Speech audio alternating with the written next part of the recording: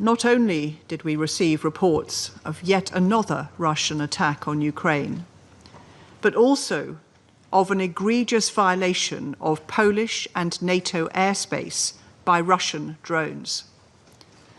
This was not the first time Russian drones have violated Polish airspace, but this latest incident was unprecedented in scale. Around 20 drones entered Polish territory, prompting the closure of major airports. Several required interception for the first time by Polish and NATO air defence. Shelter-in-place warnings were issued to over 8 million Polish citizens. It is very fortunate that there were no casualties, unlike last time. We commend the swift and effective response by Polish and NATO forces against this gross violation of Poland's sovereign airspace. The United Kingdom stands in full solidarity with Poland and with Ukraine. We will continue to work with our NATO allies to defend every inch of Allied territory. Russia's aggression only strengthens the unity between NATO nations and our determination to stand with Ukraine. As my Prime Minister said, this was an extremely reckless move by Russia.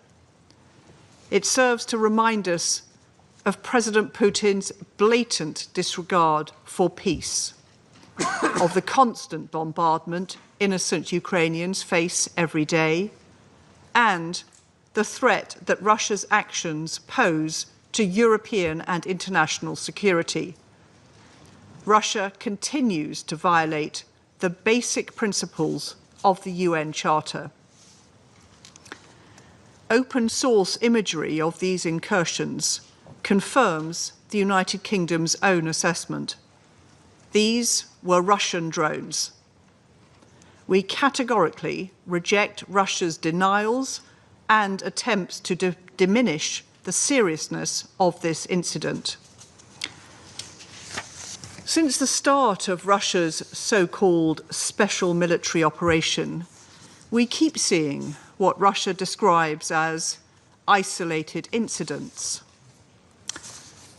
Representatives of the Russian Federation have repeatedly, and as recently as yesterday, said in this Council that we should call a spade a spade.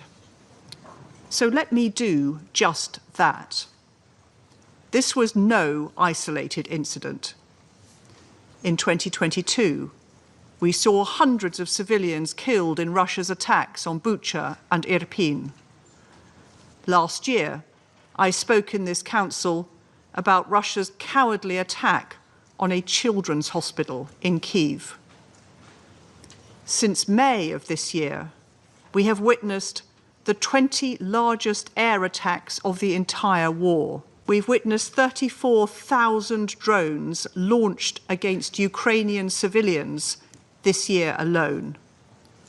We've seen 1,700 Ukrainians killed and over 8,300 injured.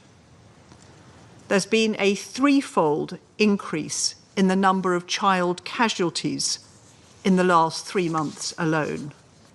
Government buildings have been struck. There have been relentless attacks on critical national infrastructure. This is all part of a clear pattern of escalation. And these actions shake the foundations of international peace and security, and they show Putin for what he truly is. But we are not intimidated, and we are determined to increase the pressure on Putin. Today, on her visit to Kyiv, my Foreign Secretary announced 100 new sanctions targeting Russia's military sector and shadow fleet. And NATO has confirmed it will launch Operation Eastern Sentry to bolster our defences on the eastern flank. President, we call on Russia to end its brutal and illegal war and engage in meaningful negotiations. I thank you. I thank the representative of the United Kingdom for the statement. I now give the floor to the representative of China. 主席，我要感谢迪卡洛副秘书长的通报，也欢迎波兰国务秘书出席今天的会议。中方一贯主张各国遵循联合国宪章的宗旨和原则处理国际关系。我们注意到波兰、俄罗斯、白俄罗斯等有关各方近日围绕无人机事件的表态和反应，呼吁 We call on all parties to exercise calm and restraint, properly settle disputes through dialogue and consultation, avoid misunderstanding and misjudgment, and prevent any possible expansion or escalation of the situation. In the current context, any misunderstanding or misjudgment will deepen the trust deficit. Any confrontational rhetoric may spark an escalation, and any military clash could trigger broader instability. President, this drone incident is the result of a spillover of the Ukraine crisis. In the recent past, we witnessed some positive momentum of dialogue and negotiations, yet significant gaps persist in the positions and claims of the parties concerned across a range of critical issues. The road to restoring peace is still long and arduous. Meanwhile, the situation on the battlefield remains extremely grave. The profound suffering of ordinary people is deeply distressing. What the international community needs most at present is goodwill rather than hostility, mutual accommodation in place of military confrontation, and de-escalation rather than further escalation. China calls on all parties to adhere to the three principles, namely, no spillover of the battlefield, no escalation of the conflict, and no fueling of the flames by any party, and act without delay to promote de-escalation. We urge the parties concerned to demonstrate political will, sustain the momentum for peace talks, continue building consensus, and strive to reach a peace agreement as soon as possible. We also call on the international community and regional countries to foster a positive atmosphere, create favorable conditions, and provide necessary assistance to this end. President, China's position on the Ukraine issue has been objective, impartial, and consistent. We are committed to promoting peace talks and seeking a political solution guided by the four shoulds proposed by President Xi Jinping. China has been working tirelessly for peace, making every effort to promote dialogue. We stayed engaged with the parties concerned, sent special envoy for shuttle diplomacy, and initiated the Friends for Peace group at the UN to consolidate consensus for peace and advance peace efforts. China stands ready to continue working with the international community to play a constructive role in promoting an early political settlement of the crisis. Thank you, President. I thank the representative of China for the statement. I now give the floor to the representative of Guyana. Thank you, Mr. President. Guyana appreciates the Presidency's swift response in convening today's meeting at Poland's request, and thanks USG DiCarlo for her briefing. We also welcome the participation of the Secretary of State of Poland and representatives of Latvia, the Kingdom of Netherlands, Belarus, Ukraine, and the European Union in this meeting. Mr. President, Guyana is deeply distressed about the emerging trend of eroding respect for international law, including the United Nations Charter. Yesterday, we gathered in this very room to condemn Israel's most recent and atrocious breach of the most fundamental principles of the United Nations Charter when it struck Doha on Tuesday. Today, the Security Council is once again called upon to address allegations of breaches of national sovereignty and the provisions of the United Nations Charter. In his letter of 10 September, the permanent representative of Poland notified the President of the Security Council that Russian drones had crossed into Poland's airspace between the evening of 9th of September and the morning of 10th of September and were preemptively shot down. One of the drones reportedly struck a residential building in eastern Poland. We have taken note of subsequent public statements issued by Russian authorities in response to the incident, including their readiness to hold consultations with Polish authorities. Mr. President, Even as investigations into the incidents continue, the Security Council must emphasize restraint and de-escalation. Indeed, we must do so firmly and unequivocally and insist that the facts surrounding the incident be thoroughly clarified.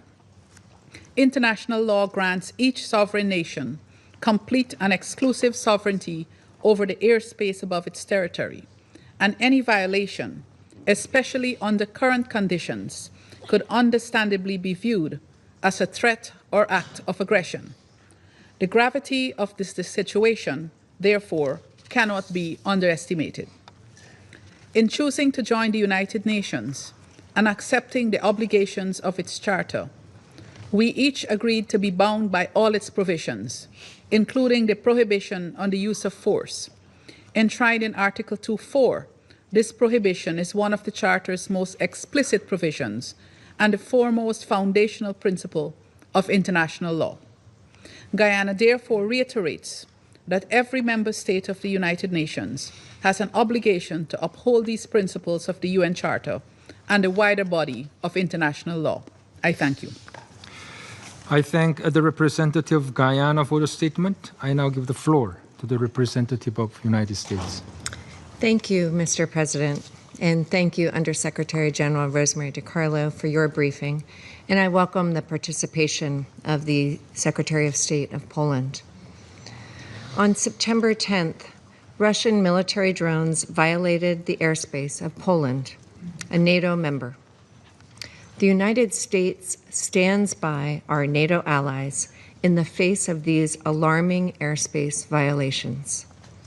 The United States is consulting with Poland and our other NATO allies under Article 4 of the North Atlantic Treaty. And rest assured, we will defend every inch of NATO territory. This incident does not help the extraordinary efforts that the United States has undertaken in recent weeks to broker an end to the war. Since the Alaska summit between President Trump and President Putin on August 15th, Russia has intensified its bombing campaign against Ukraine, resulting in loss of life and damage to civilian infrastructure. These actions, now with the addition of violating the airspace of a U.S. ally, intentionally or otherwise, show immense disrespect for good faith U.S. efforts to bring an end to this conflict. We urge Russia to renew and live up to its commitment to diplomacy by seeking an immediate end to hostilities through direct negotiations with Ukraine. Colleagues, the Russia-Ukraine war needs to end. We cannot risk it escalating into a broader conflict. Russia must demonstrate its seriousness by taking immediate, concrete steps toward peace. I thank you. I thank the representative of the United States for the statement. I now give the floor to the representative of Somalia. Thank you, Mr. President. I also thank USG DiCarlo for her comprehensive briefing on developments unfolding